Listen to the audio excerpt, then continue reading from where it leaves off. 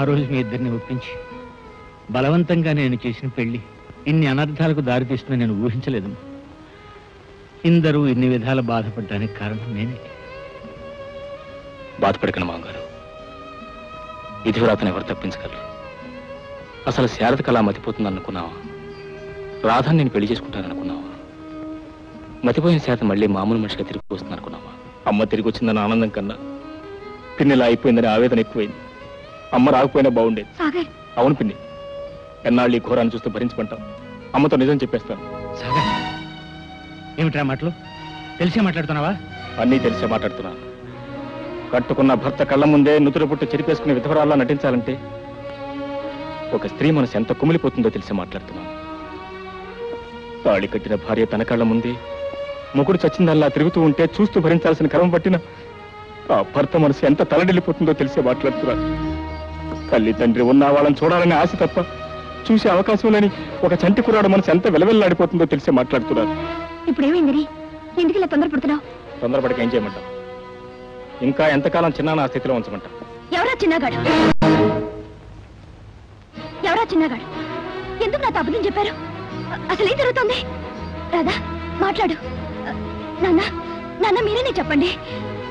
ఏమండి, అసలు అసలు అసలు ఎవరు మాట్లాడరే? నేను చెప్తానమ్మా. సాగర్, నువ్వు ఉండు. రాధా, చెప్పరా, చెప్పు. నా పేగు తెంచు పుట్టిన నీకు నా గుండె లోతులో గల బాధను అర్థం చేసుకునే శక్తి ఉంది. చెప్పరా, చెప్పు. మీరందరూ ఎందుకు ఇలా దోషుల్లా దొంగల్లా నా ఎదుటి మాట్లాడడం లేదు? ఏమిటి నిశ్శబ్దం? సాగర్, 14 సంవత్సరాల తర్వాత తల్లి తిరిగి వచ్చిందన్న ఆనందం ఏనాడు నీలో కనిపించలేదు. శోభనం గదిలో కూడా నన్ను వదిలి ఉండలేదని పోట్లాడిన చెల్లి ఇన్నేళ్ల తర్వాత నేను వస్తే కనీసం కనీసం మాట్లాడినా లేదు. ఇన్నేళ్ల తర్వాత కూతురికి దూరమైన తండ్రిలో కనిపించే ఆనందంతో పాటు ఏదో తెలియని బాధ, ఆవేదన కనిపిస్తున్నాయి మీ కళ్ళలో. అనురాగం, ఆత్మీయతకు మారు పేరే నా భర్తను పొంగిపోయింది. నేను నీకోసం ఎంతో ఆశగా ఎదురు చూస్తే మీ కళ్ళల్లో అనురాగం, ఆత్మీయతలకు బదులు ఏదో అర్థం కాని కంగారు, పొరపాటు జరిగిందన్న భావం. అసలు అసలు ఏం జరిగింది? ఏం జరిగిందో చెప్పండి. చిన్న చిన్న, నీ పేరు చిన్న? అవును. నీకు పిచ్చి తగ్గిందా పెద్దమ్మా? పెద్దమ్మా? నేను నీకు పెద్దమ్మనా? ఎవరు చెప్పారు? మమ్మీ చెప్పింది. మీ మమ్మీ ఎవరు? అదిగో.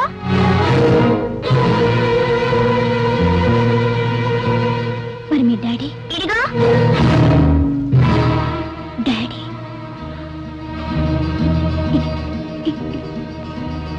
ఇది నిజమా? నిజమే శారద, నేను రాధను పెళ్లి చేసుకున్నాను. అవునమ్మా, దానికి కారణం నేను. అసలు వాళ్ళిద్దరికీ ఇష్టం లేదు. కానీ అప్పట్లో నీ ఆరోగ్యం బాగుపడే అవకాశం లేదని డాక్టర్లు చెప్పారు. ఇటు చూస్తే రాధ జీవితం ఇలా అయిపోయింది, అటు చూస్తే తల్లి లేని బిడ్డతో అల్లుడు గారు పడే అవస్థ. ఈ పరిస్థితుల్లో వాళ్ళిద్దరికీ పెళ్లి చేయటమే సరైన పరిష్కారం నాకు తోచింది. నేనే బలవంత పెట్టి చేశాను. అవునమ్మా, మమతానురాగాలకు మరో రూపంగా ఇన్నేళ్లు ఎంతో అపురూపంగా నన్ను పెంచి పెంచేసింది పిన్ని.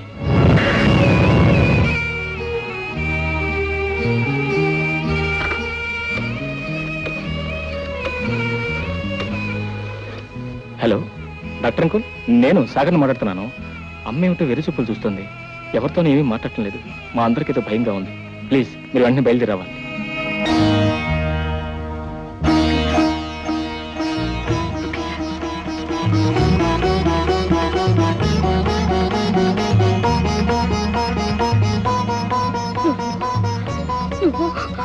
నువ్వు నా కాపురంలో నిప్పులు పోసావే, నా కాపురంలో నిప్పులు పోసావు.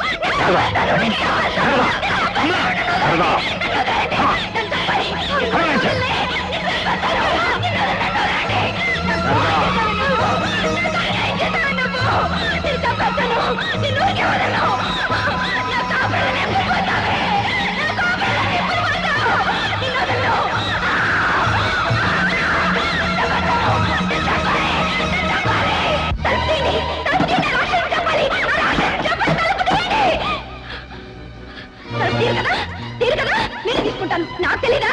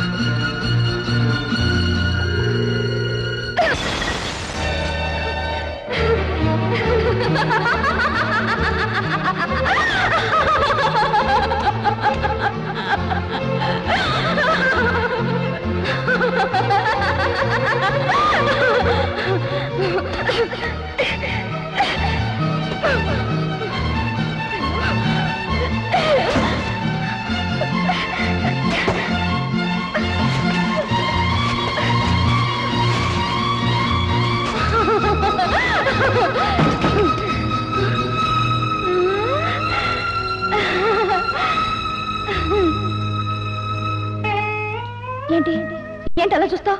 నువ్వు పిచ్చిదానివే, నువ్వు పిచ్చిదానివే, నువ్వు పిచ్చిదానివే. నీకు తెలీదా నువ్వు పిచ్చిదాను అని? నేను పిచ్చిదానా? నేను పిచ్చిదానా? నీకేం తెలిసే?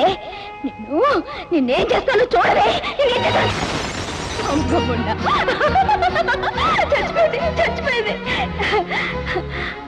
అది పిచ్చిదండి. నాకు ఏం తెలీదు. ఇంట్లో ఇంట్లో అది ఉండటం ఎవరికి ఇష్టం లేదు. ప్లీజ్ కమ్, మీరు ఇక్కడే ఉండండి. నీ మంచిదాను కదమ్మా, వెళ్ళిపోమా ఇంట్లోంచి, వెళ్ళిపోమ్మా. ఎవరికి ఇష్టం లేదు మనం ఇక్కడ ఉండటం. వెళ్ళిపోమ్మా, వెళ్ళిపోమ్మా. నువ్వు మంచిదాను కదమ్మా, నా మాట వింటావు కదమ్మా. పిచ్చిపడ్డ నా మాట వింటుందండి. మీకు ఇంకేం కష్టం ఉండదు, అందరూ సంతోషంగా ఉండొచ్చు. వెళ్ళిపోతుంది, వెళ్ళిపోతుందిలేండి, వెళ్ళిపోతుంది, వెళ్ళిపోతుంది. ఎవరికి ఏ కష్టం కలిగించకుండా వెళ్ళిపోతుందిలేండి.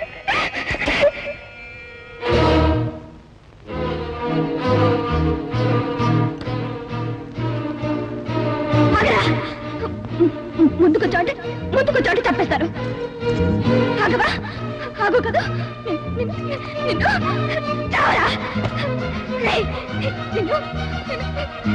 చంపేస్తాను. రాదు. వీటితో కాదు, దీంతో చంపండి. చంపేస్తాను, చంపేస్తాను నిన్ను. దీంతో చంపండి. రాదు, రాదు. చంపేస్తాను, చంపేస్తాను, చంపేస్తాను నిన్ను.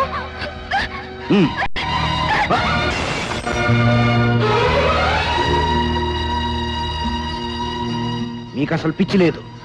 కాదు, మీరందరినీ మోసం చేస్తున్నారు. లేదు, మీరు పిచ్చి నటిస్తున్నారు. లేదు, నేను పిచ్చిదాన్ని, నేను పిచ్చిదాన్ని.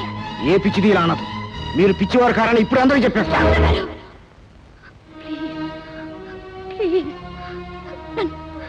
నన్ను పిచ్చిదానిలాగే ఇంట్లోంచి వెళ్ళిపోనివ్వండి. దయచేసి నాకు ఈ సహాయం చేయండి డాక్టర్ గారు, ప్లీజ్. ఎవరి కోసం అమ్మాయి నటన? నా చెల్లెల కోసం, దాని సుఖం కోసం, దాని సంతోషం కోసం. ఈ లోకంలో ఏ ఆడది చేయలేని త్యాగం నా రాధ నా కోసం చేసింది. 14 సంవత్సరాలుగా ఈ ఇంటితో, ఈ ఇంటి మనుషులతో ఎన్నో అనుబంధాలు పెంచుకున్న రాధ నేను బాగా ఇంటికి రాగానే నా కోసం అవన్నీ వదులుకొని తను ఒంటరిగా మిగిలిపోయింది. ఈ పిచ్చక జీవితం వెన్నెలమయం చేయాలని తన బ్రతుకుని చీకట్లోకి నెట్టేసుకుంది. దానికోసం నేనేమైనా చేయాలి డాక్టర్, దానికోసం ఏమైనా చెయ్యాలి. కానీ మీరు ఇలా పిచ్చి నటించడం చాలా అవసరం డాక్టర్. ఆత్మహత్య చేసుకునేంత పిరిగిదాన్ని కాదు నేను. నేను ఇక్కడే ఉంటే రాదు వెళ్ళిపోతుంది. ఇద్దరం కలిసి ఇంట్లోనే ఉండటం అది జరగని పని. ఏ ఆడది భర్త ప్రేమను మరో స్త్రీతో పంచుకోలేదు. జీవితంలో 14 సంవత్సరాలు నాకు తెలియకుండానే ముందుకు వెళ్ళిపోయా డాక్టర్. ఇప్పుడు దానికోసం పరిగెట్టిన అందుకునే స్థితిలో లేను నేను.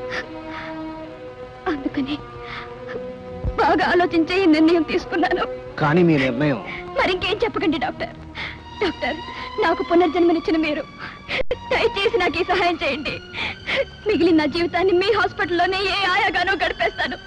Please doctor, please. కాదనకండి, కాదనకండి డాక్టర్, దయచేసి కాదనకండి. మీ నిర్ణయం తప్పో ఒప్పో మీ ఇష్ట ప్రకారం జరుగుతుంది. బాయ్స్,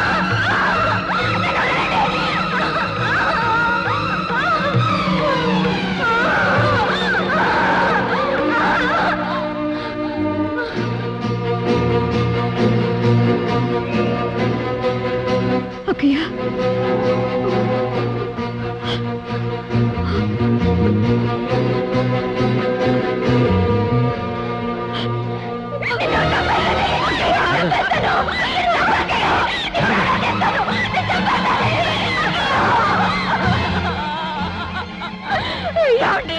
మా అక్కని తీసుకెళ్ళిపోతున్నారండి. ఆపండి. నాన్నగారు, నాన్నగారు, మీరే ఆపండి.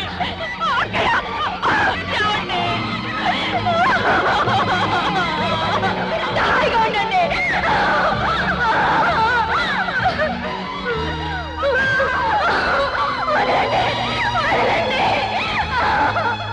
అంటే శారదకి సారీ మిస్టర్ శ్రీకాంత్, నేను శతవిధాలా ప్రయత్నించాను. ఆమెను మళ్ళీ మామూలు మనిషిని చేయలేకపోయాను. విధి ఇచ్చిన తీర్పును మన్నించి ఆమెను అలా వదిలేయటమే మనం చేయగలిగింది. పోనీ ఆఖరి ప్రయత్నం ఏదైనా చేస్తే?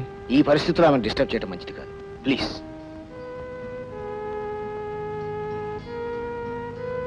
All right.